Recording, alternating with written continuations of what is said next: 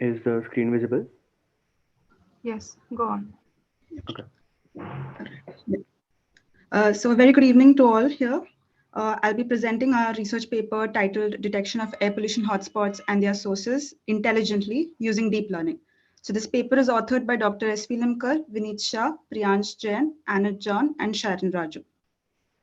I'll now briefly walk you through the objective behind choosing this topic. So the primary objective of this method is that to effectively harness and use freely available satellite data by applying advanced machine learning and deep learning techniques so as to derive meaningful information about the Earth's atmosphere and air pollutants. So with this information, regulatory bodies can take appropriate actions in order to curb air pollution.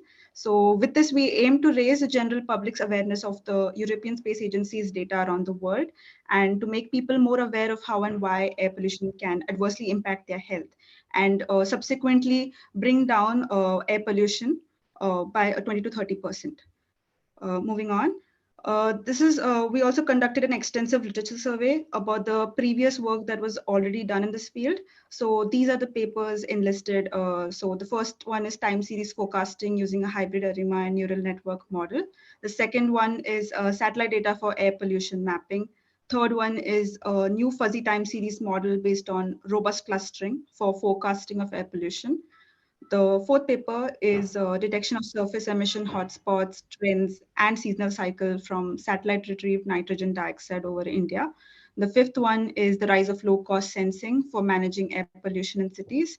And the final one is the time series analysis of satellite-derived fine particulate matter pollution and asthma morbidity in Jackson, Mississippi. So basically, all these previous papers that we had gone through so what wasn't already done in that and what we have done right now in our paper is mentioned here. So most of the previous studies had focused only on PM2.5 pollutants, and they have been using data from costly sensors. And they also had taken into consideration only small scale areas like a city. But our proposed method aims to mitigate these shortcomings by considering other pollutants as well, like nitrogen dioxide, carbon monoxide. And we also focused on a larger scale of area by averaging data over a shorter period of time so as to get the outcome more effectively. Also, the most important thing is that most of the previous studies have used AIML techniques other than LSTM. So what we have used here is LSTM. Moving on. So the problem statement, to be particular, is this. So air pollution, as we know, is a global problem, and India is a country is also a huge sufferer of this problem. So satellites provide the columnar concentration of these air pollutants, which are 90% of representation of surface concentrations. So hence a study to identify these hotspots of pollutants and their transport. So particularly carbon monoxide, nitrogen dioxide, etc., by applying advanced data analysis techniques is required so as to identify the hotspot locations and their future predictions.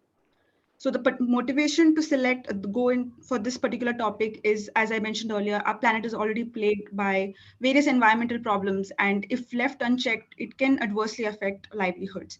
And the main shortcomings are that recent monitoring systems, they use only a limited number of highly accurate measurement stations, and these are not sufficient to create the needed citywide air quality index. So there are many other shortcomings as well, like India has just very few ground stations. So to provide a higher accuracy, a massive volume of costly sensors would be necessary. So these are the problems that are existing. Our solution demonstrates data analysis capabilities with the help of time series analysis and visualization by identifying these local pollutants, their concentrations, and various other data that is related to it, along with their latitude and longitude positions, so that we can map these pollutants on a map. And the yearly and monthly average plots can help us to study the climatic trends and seasonal changes. So we also integrate this with the health science to identify the health impacts of pollution. Moving on. This is the system architecture. So as I mentioned earlier, we take data from the satellite. So Sentinel-5 precursor is a satellite. We extract data. So this data is in the GeoTIFF format, and we convert it into CSV so as to perform clustering. And that is how we identify the hotspots. We then apply time series. So this data then becomes sequential in nature. So this helps us to generate the future product predictions as well as the source trajectories. And we map this with the OpenAQ data set so as to identify the locations of these hotspots.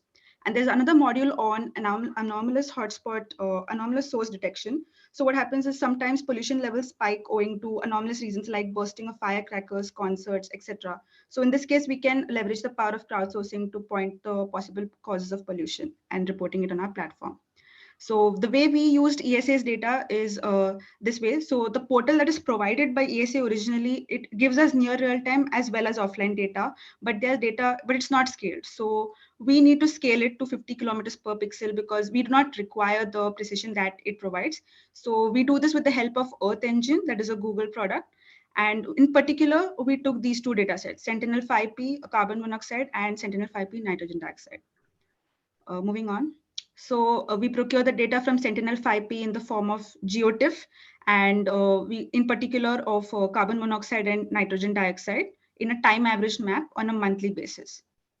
And next. So this processing, so this GeoTIFF files are converted into CSV as I had explained earlier. This because we do this because it makes it easier to perform imputations and manipulations on this data. And initially it was a raster of a dimension 357, 352, but after flattening out, we get the dimension of 12, 5, 6, 6, 4 rows and 3 columns. So for each week, a corresponding file was created with these many rows.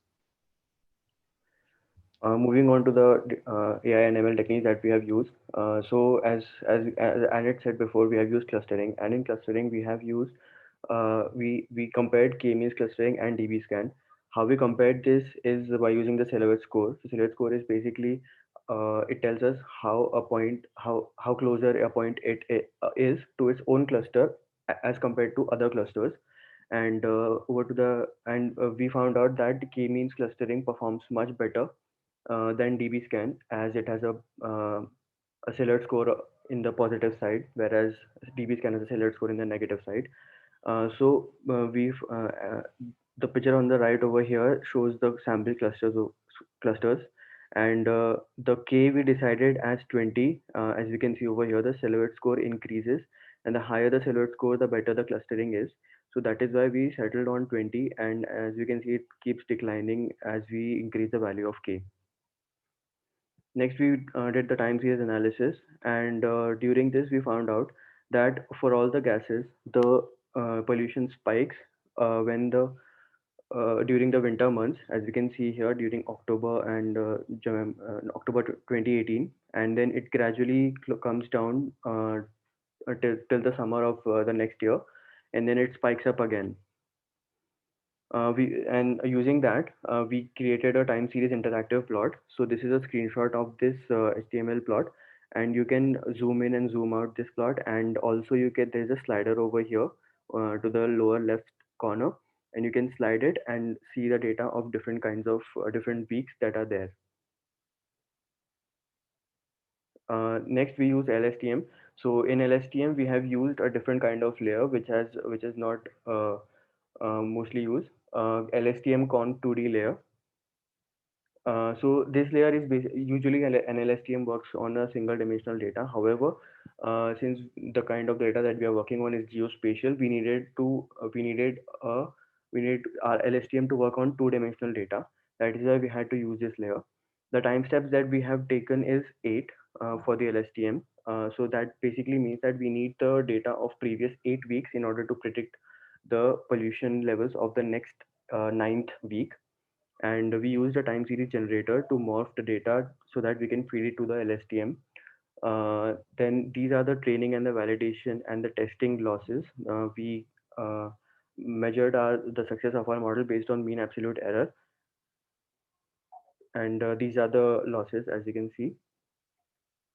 Next, the advantage that we provide are, as Annette said before, that it requires costly sensors. Our method is a very cheaper alternative as it uses freely available data, and the same model architecture we can use for different kinds of gases. We don't have to change it. Then we uses the latest advancements in the LSTM, as I said, this two-dimensional layer.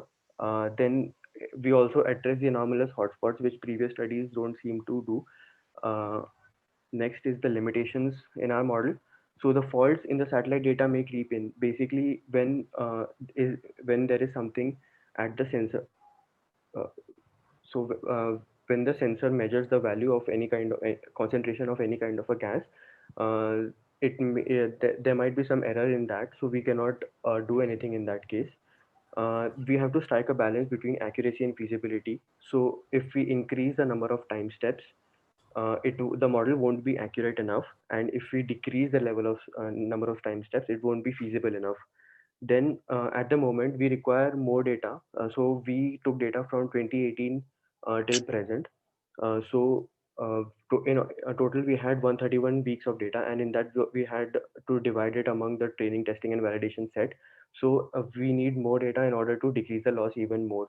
So saw before, we reached a loss of zero point 0.1 on the training set. So this is very promising, and uh, we will be able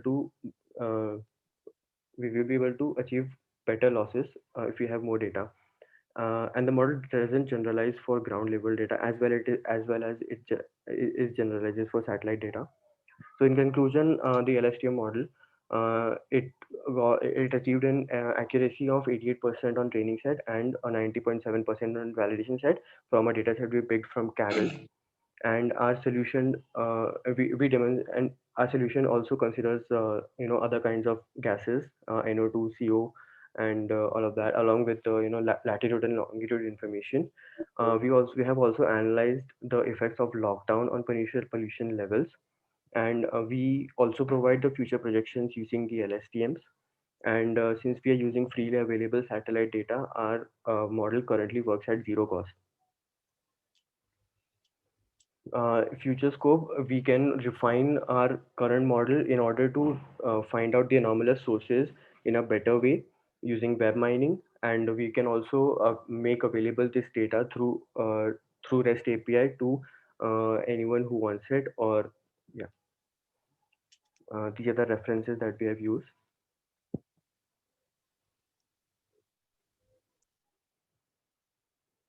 Thank you. Okay, thank you.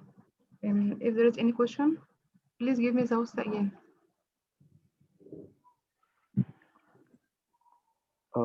Can you please repeat? I couldn't hear you properly. Please back the host me to me again. Okay. The host. Okay. If there is any question from audience,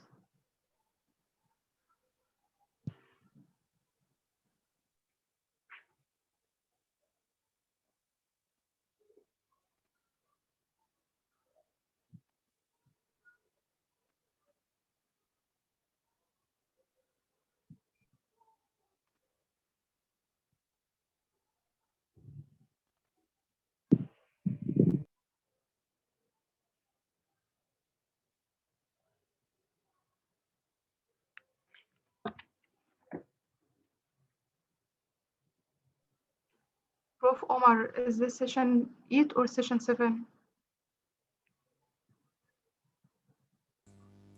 Yeah, Dr. Zahra. It's supposed to present my work in session 7, but I don't know. There is no one there. Okay, no, Professor Omar, please go ahead to session number 1. Session 7 had a problem, technical issue, so we moved it to session 1.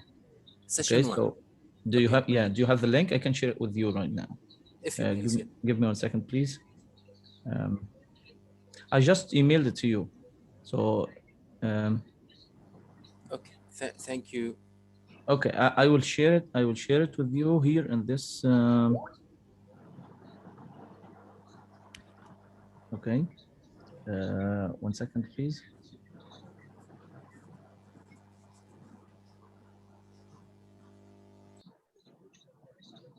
Okay, I sent it to you on the chat. Thank you indeed. Thank you very much. Okay, thank you so much. Okay, go ahead, Dr. Zahra. Okay. Any questions for paper detection of air pollution, hotspots, and its sources?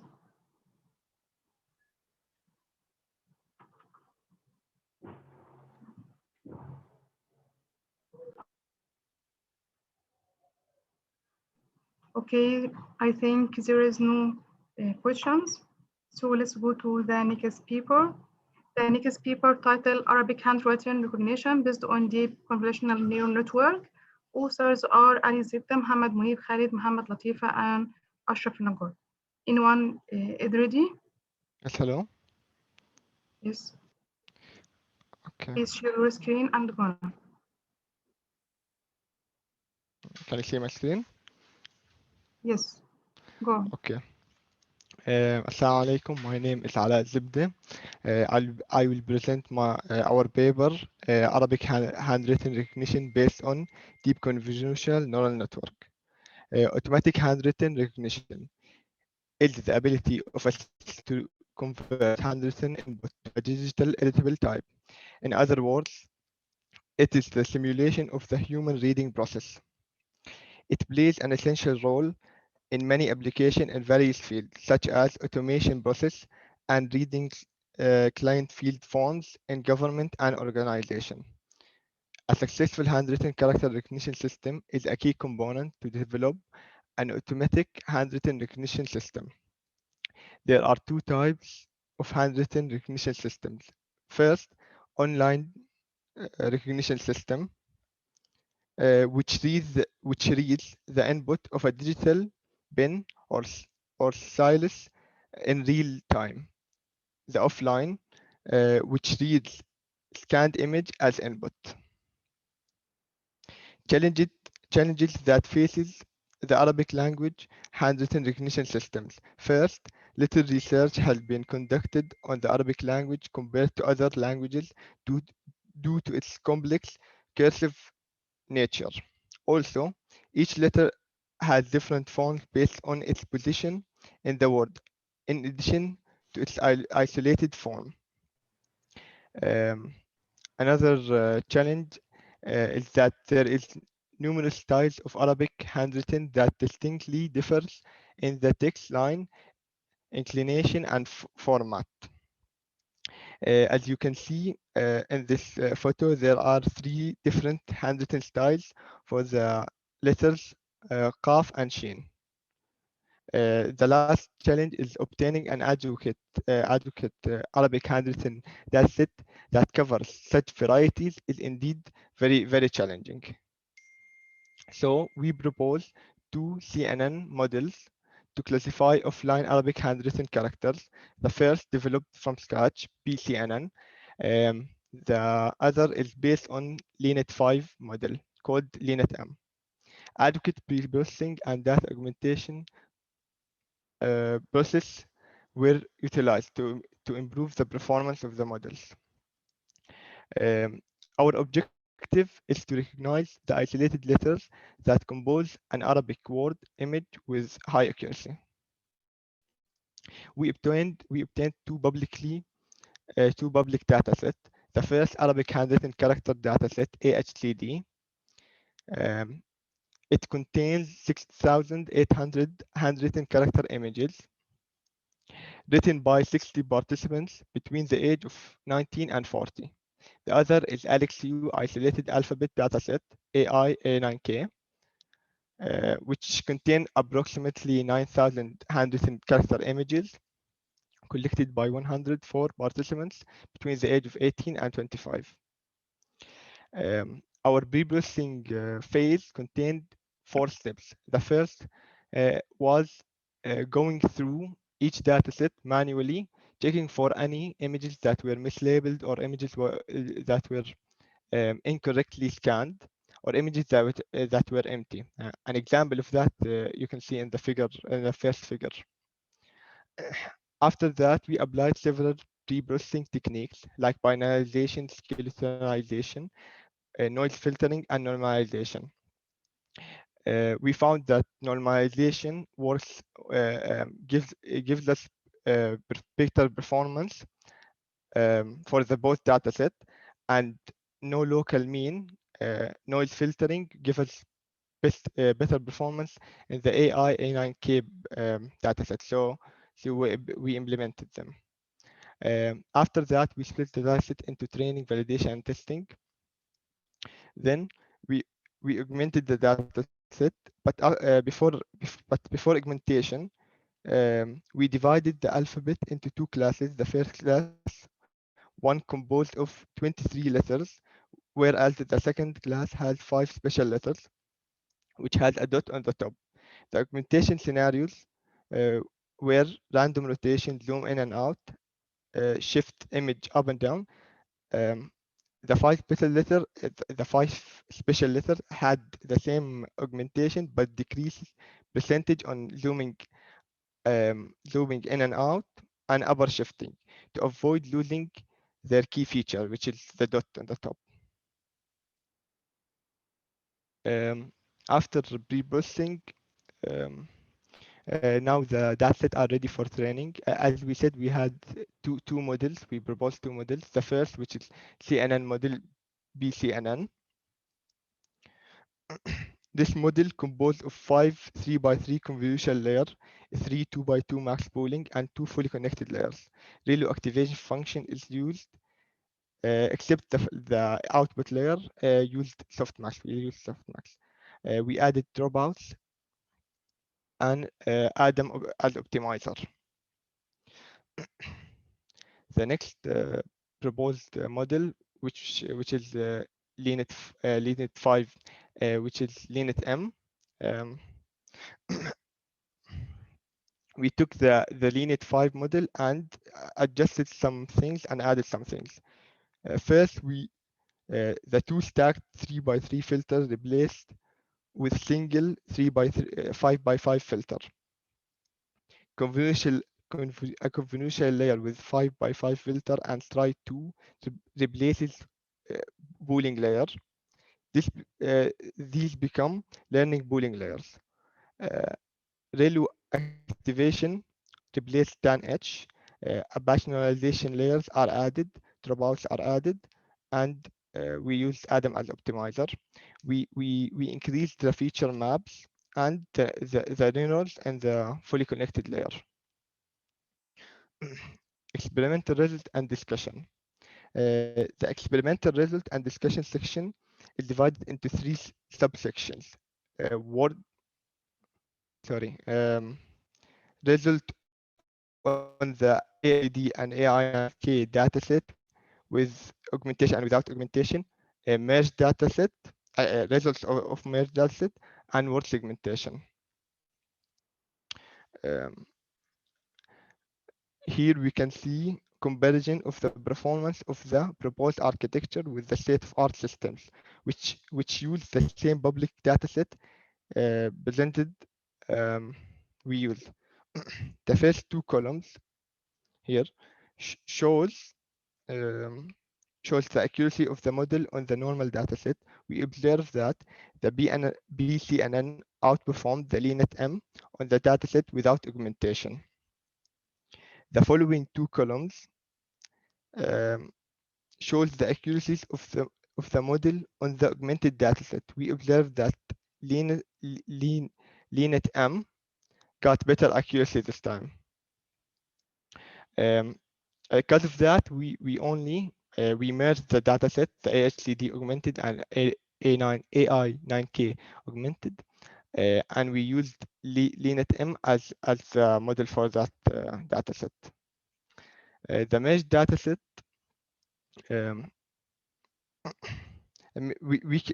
with the merged dataset, we got the confusion myths and misclassified images of the merged dataset, which got 89.27 accuracy. The confusion matrix, we can observe that the accuracy of the model is solid high for almost all the classes, except for few.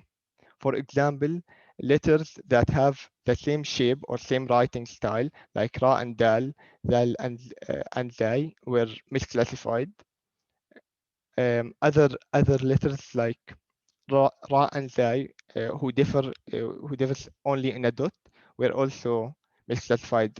Za and Rai, Qaf and Fa, and Ta and Nun. We can see in the misclassified images that some images were easy to classify, like here. This was Ha, but the model misclassified it as Wow. Word segmentation. Arabic text recognition involves two main subsystems: segmentation of the input word, image, a character recognition system, classifier. For the segmentation part, we adopted an algorithm that uses a multi-agent approach to Arabic handwritten text segmentation. We wanted to set the classifier on a word image input. This image shows the segmentation word with their classified letters after segmentation.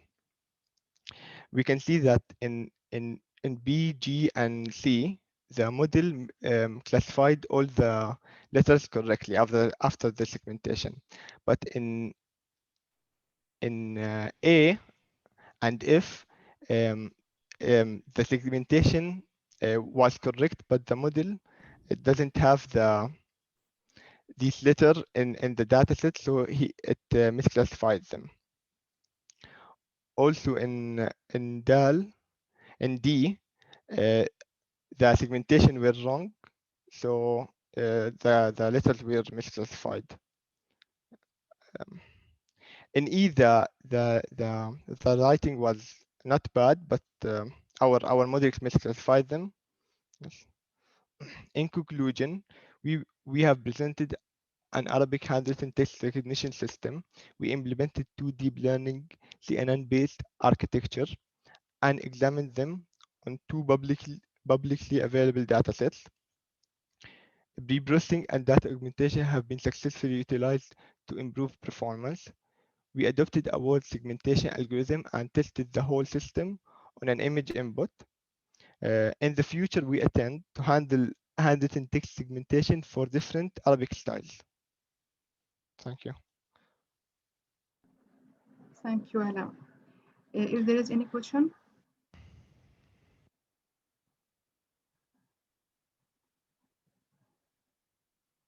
Any questions from audience? Okay. I think there is no questions from audience, so let's go to the next speaker. The next speaker titles Neural Arabic Part of Speech Trigger Using Convolutional Neural Network, written by Ya'adin Masoudi, Tasmin Nahkah Nasah, and Abdurrahim Siyam. Anyone is here? Yes, I'm here. Okay, please share your screen and go on. Okay.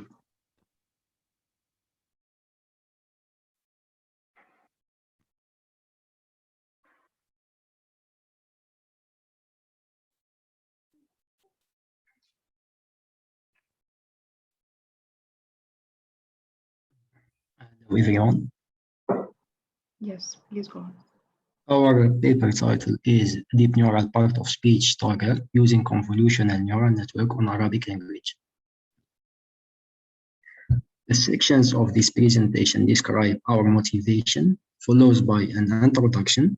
Then our methodology is presented in the next section, where the last section are the results and the conclusion. Our motivation is to provide an addition to the literature by the usage of character-level 1D convolutional neural networks on Arabic language. Part of speech is a class of words with grammatical properties that play similar sentence syntax rules. It is widely accepted that there are 9 basic part of speech classes, such as noun, verb, adjective, article, etc. And principal challenges for this task are first, the ambiguity, when you can take several possible tasks, and secondly, the problem of rare words.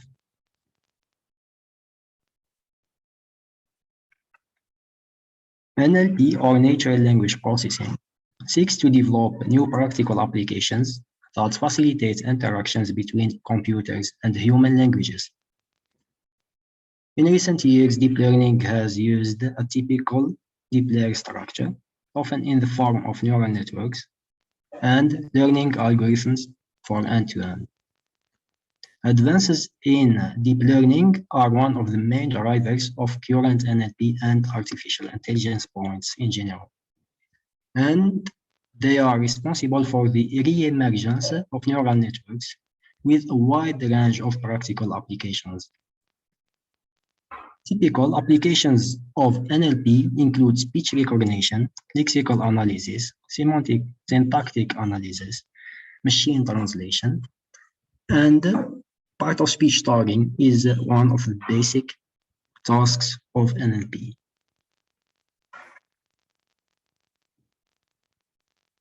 Our architecture for part of speech tagging constructed by dividing the inputs of the network into two parts.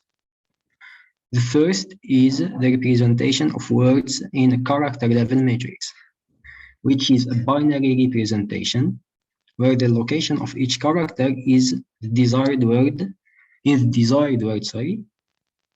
indicated by 1, and all the rest by 0. We can say it is a one-hot encoding. As you can see in the two equations, the equation 1 are vectors that represents the characters in the word, and equation 2 is the character level matrix of one word. The second part of the word representation is concerned with the segmentation of words to handcrafted features, as you can see in table 1, where we have 10 attributes or features: the word length, the stem length, the root length, the suffix and prefix length, the prefix and position, the suffix and position, and part of speech of word, noun, verb, or particle. The shape of our input is a matrix with number of columns equal to the word maximum length, and number of rows equal to the number of letters in the alphabet plus 1, which is the handcrafted information vector. Our proposed CNN topology is comprises two convolutional layers followed by two fully connected layers. The first with kernel size 4 and 256 feature maps. The second with kernel size 4 and 100 feature maps. A fully connected layer with 50 hidden units and a fully connected layer with 25 hidden units, followed by a fully connected layer with number of hidden units equal to the number of classes, which is 3, and a softmax layer. We have applied ReLU to the convolutional layers to the first fully connected and to the first fully connected layer to make the convergence learning fast and to introduce the nonlinearity. Besides, we used the sigmoid and softmax layers to the two last fully connected layers and the output layer. We have also used max pooling for the convolutional layers. The max pooling layer is applied after the ReLU to reduce the spatial dimension. Depending on our cross-validation results, we use the following parameters for the neural network architecture: word maximum length equal to 20 and 21, number of classes equal 3, max pooling equal 2, dropout rate equal 0.2. And in our implementation, we used Keras framework with TensorFlow as a backend. And for the extraction of features, we used the Tashfin library with which extracted all possible affixation from a word.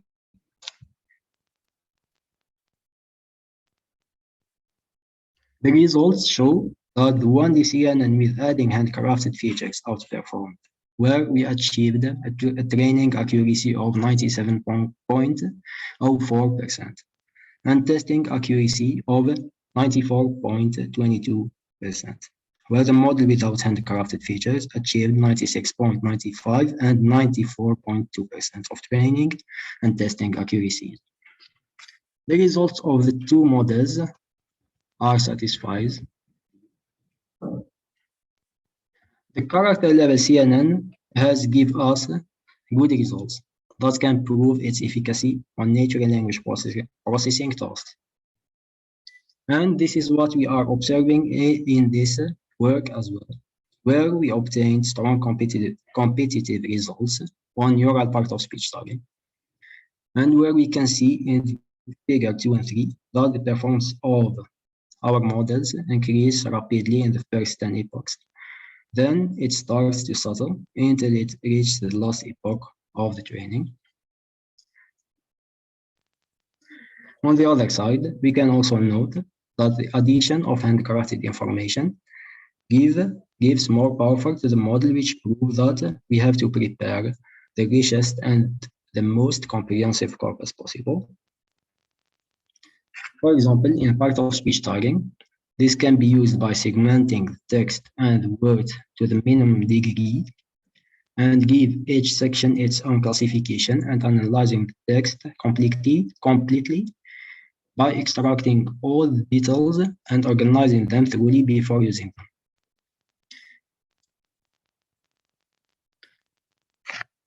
Conclusion. In this work, we have proposed a neural part of speech tagger model of Arabic language based on a character level CNN.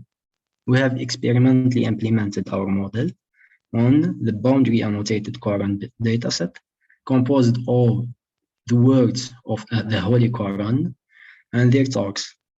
And we used the augmentation techniques to enhance the accuracy of the 1D CNN by adding handcrafted features. As a summary of what has been started above, the neural part of speech tagging field is still far from perfect and needs to be developed in all aspects to reach the highest possible level of perfection. Thank you.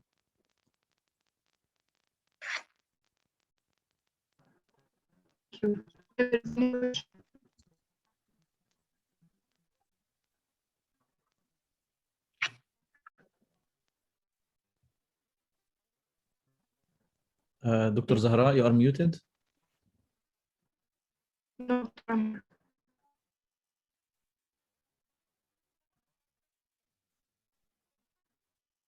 Dr. Zahra.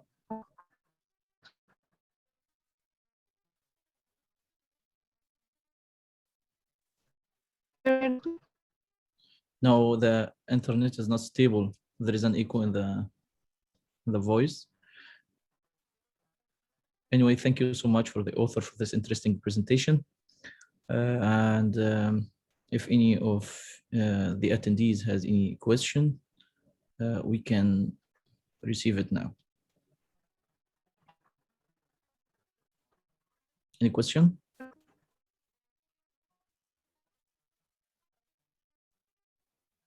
Thank you so much. Dr. Zahra, can you hear us?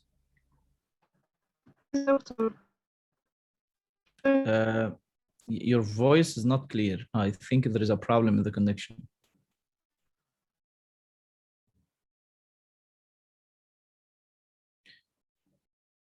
Okay, I think Dr. Zahra has a technical problem to join. She will rejoin us now. All authors here presented the papers, correct? Yes, sir. Okay.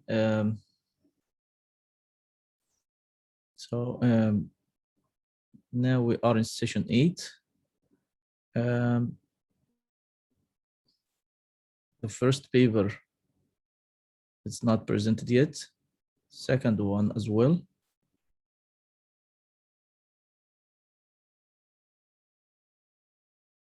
Okay. So let's wait for Dr. Zahra rejoined, right?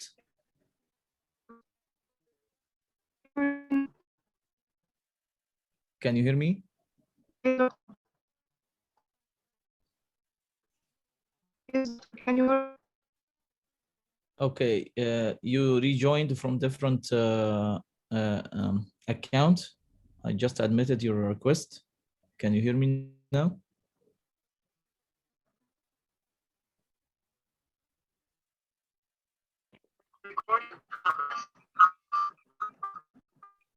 Yes, doctor, can you hear me? Yes, yes, now it's okay.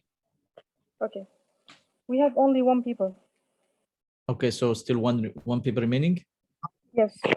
which is which one?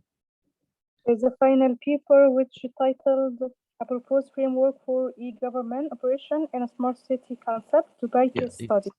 Yes, unfortunately, this paper has been rejected by the chairs like 2 days ago due to the problem in the plagiarism, the originality of the paper. We checked it, and the author didn't address the reviewer comments, so we decided to withdraw the paper from the program. So I think now you finished the session. All papers have been presented. So it's over to you if you want to comment on the presentation or if you want to ask a question. So it's over to you, Dr. Zahra. Only one paper, the authors not attend today. Paper titled Novel Quality of Service Routing Algorithm with SDN Control User Policy-Based Routing. Okay, so the first paper, no one presented, right? But the other three papers has been presented? Yes, doctor. Okay, that's good. Okay, thank you so much for all of you for attending today. We will go back to the main link after, now it's, okay, 21:45. After 21:45, the regular time of all sessions, we will go back for like 15 minutes for the closing ceremony using the same link that we have used this morning for the keynote speech. So we will be happy to see you again on the closing ceremony to finish our conference. And as we mentioned, next year the conference will be organized in Dubai, and all of these details will be announced at the closing ceremony, and all accepted paper will be published by Scopus, by Springer in Scopus and DI indexed series, as we mentioned previously. Thank you so much for coming today, and looking forward to seeing you in the closing ceremony. Thank you, Dr. Zahra, for your effort. Thank you, doctor. And goodbye.